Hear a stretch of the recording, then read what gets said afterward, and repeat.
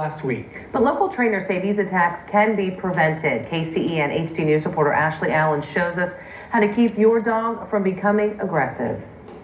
Sarah Dolan's mini Australian Shepherd Sophie is well behaved, but it took some hard work.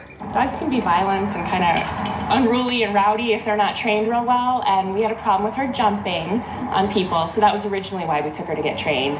Training stops annoying habits like jumping and keeps your dog from becoming dangerous. Quail Creek Canine Services owner Gina Bajelski says dogs of any breed can become aggressive, so it's important to socialize them early. Once they've got all their shots and they're vaccinated, get them out, socializing them at the park, take them to the outlet malls, walk them around people, take them to the grocery stores. This helps dogs get used to noise and activity so they don't become anxious.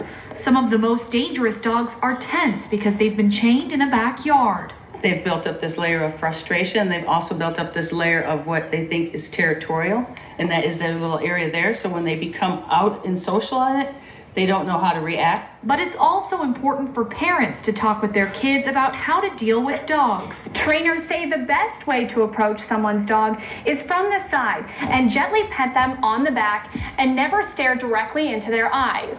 For Sarah, training and socializing has made Sophie a great dog with kids. We have a 2-year-old niece that she just loves, and we have a close friend has a 5-year-old that she just absolutely loves. Trainers say any dog can be like this, but it's up to owners to make it happen. Ashley Allen, KCEN HD News. And if you have a dog that shows signs of aggression like growling or biting, trainers can do behavior adjustment training to analyze the dog's tension and change the way they respond to people and other animals. Former President